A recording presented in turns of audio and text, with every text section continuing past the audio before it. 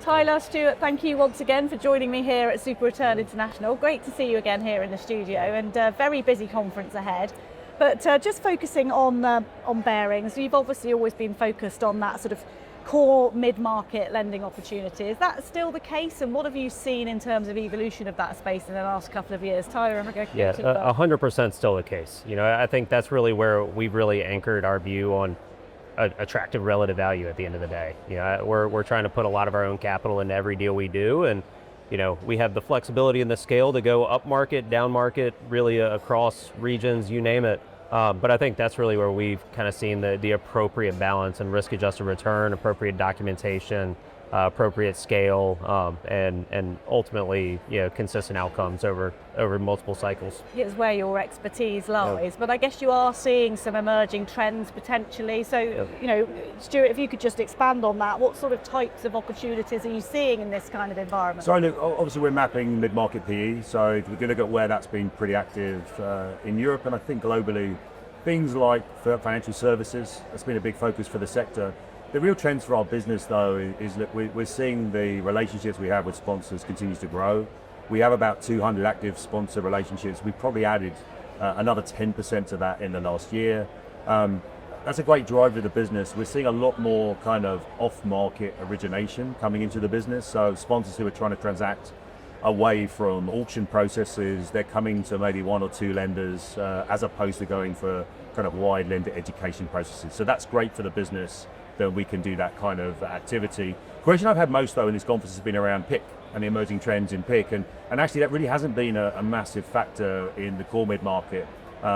We sometimes have some PIK flexibility in our transactions, but it seems to be more of a concern around investors as opposed to anything that we're necessarily seeing in our transaction flow. I think the other piece there, and you kind of allude to it, I think the major trend, just from more of a macro perspective within the market, is consolidation, right? Whether it's deal flow, relationships getting deeper and more significant, LP capital, even talent. It's really kind of consolidating around fewer and larger platforms. So I think as that continues to play out, I think you'll see the handful of platforms become far more relevant in the market, and ultimately kind of drive the divergence in performance and access, candidly, to top-tier assets and top-tier sponsors. Indeed, somebody else said to me this morning that in a way the sort of slowness in this market at the moment is actually creating some space for people to take a beat and do exactly that. Think about what is at the core of what you do and what talent you need in your teams to do that. It's a chance to solidify all of that, if you like.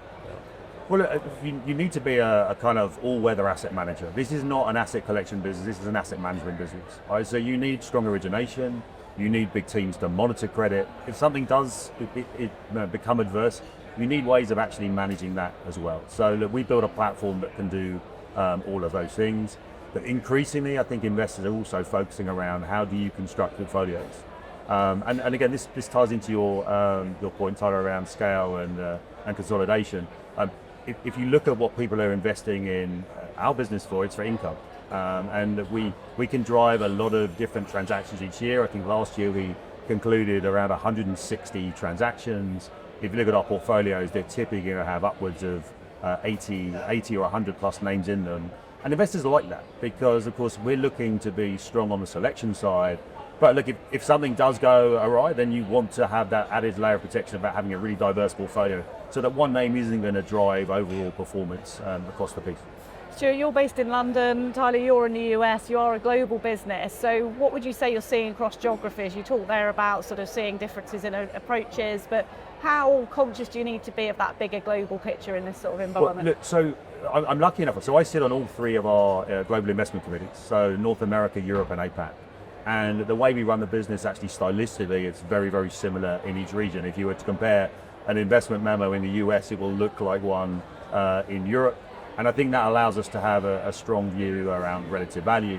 Markets, of course, move, right? So sometimes you'll see one market is more active than another. Sometimes pricing will be more exciting in a European deal versus, say, a North American deal. Again, these things ebb and flow. Today, I'd say that we're getting additional spread for equivalent credit risk in Europe and APAC. So somewhere between 70 and 100 basis points. But that's today, and that can of course change.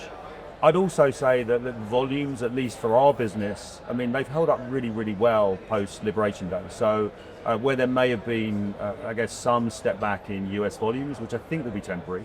Actually, in Europe, we continue to see our business get a lot of flows coming in. And when I talk to the team and I say, well, I'm not, how busy are we? They let me know they're really busy. So I know that transactions are coming through the back. And Tyler, I guess this global conversation is one you're having a lot in the US in light of the politics coming out of the White House and all of that as well. Yeah. No, you're spot on. Look, I think there are 2 points here. One, our view just holistically is I think LPs are hiring us to make appropriate allocations across the market, not just keep the horse blinders on and just keep hammering one part of the market, regardless of whether we think that's an appropriate risk-adjusted return or not.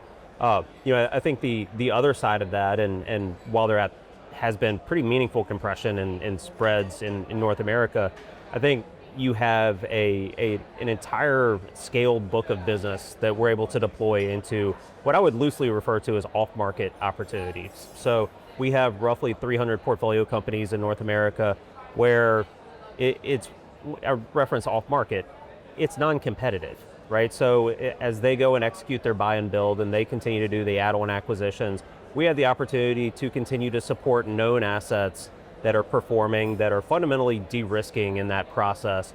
But more importantly, you're deploying into documentation and pricing of yesteryear, right? And I think that's a great way to be candidly defensive in your deployment strategy in light of all the headwinds, all the macroeconomic, political volatility, however you want to articulate it.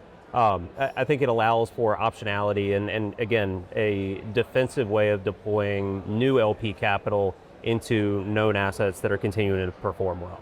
You talked there about being defensive. I guess one of the key D words that people are using in this sort of environment is discipline as well, more important than ever, Stuart. Yeah, look, volume allows you to be disciplined.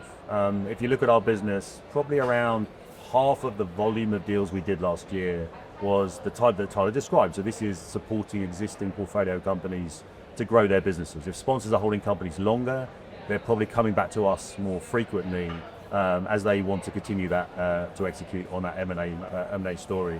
The fact that we have so many active relationships means that we see everything.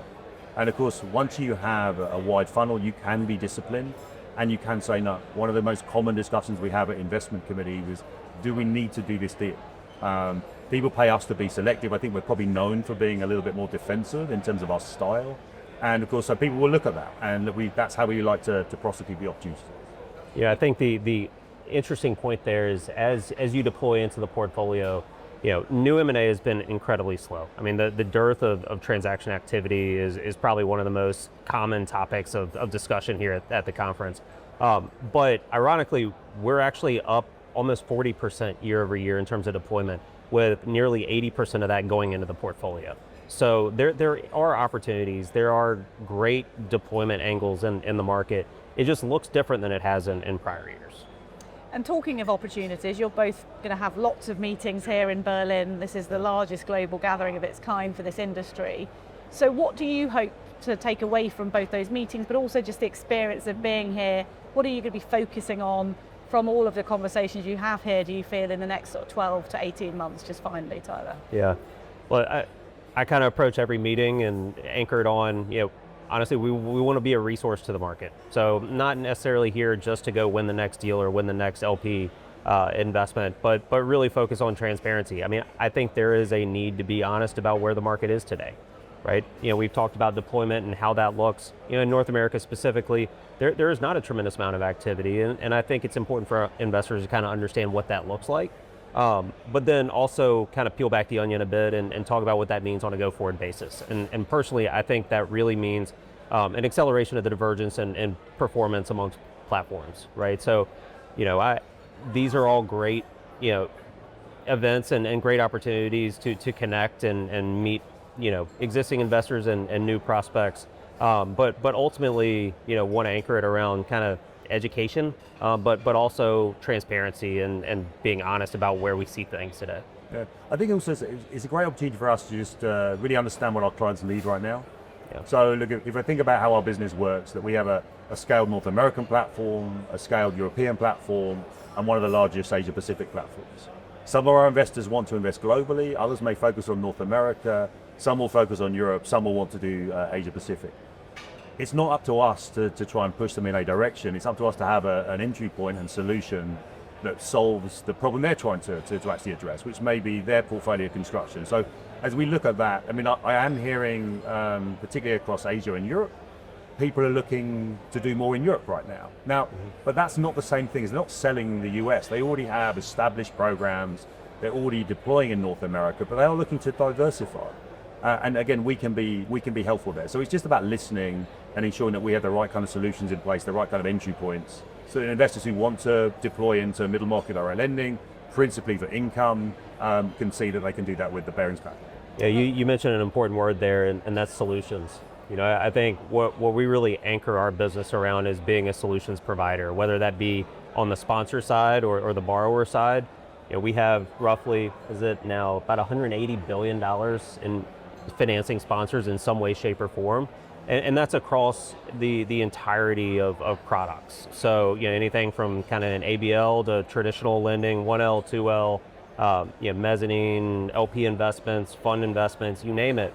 But importantly on the LP side as well. So we don't want to be overly prescriptive and say this is the only thing we have and it's the best thing out there.